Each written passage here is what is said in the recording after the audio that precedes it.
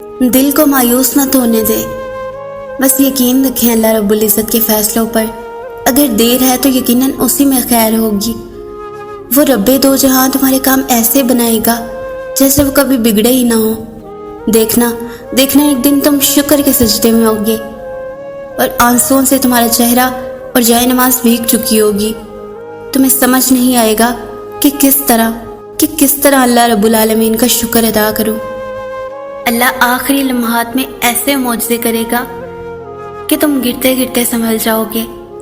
تمہاری ایک ایک دعا وہ سن رہا ہے اور وہ وقت بہت نزدیک ہے جب تمہاری ساری دعائیں ایک ایک کر کے قبول بھی کر لے گا۔ تم ابھی تک پریشان بیٹھے ہو، کیا تم نہیں جانتے کہ اللہ کے اختیار میں سب کچھ ہے؟ جسے تم چاہتے ہو اسے تمہارے نصیب میں لکھنا اور اس کا دل تمہاری طرف موڑنا اللہ کے لیے مشکل نہیں ہے۔ بے شک اللہ ہر چیز پر قادر ہے۔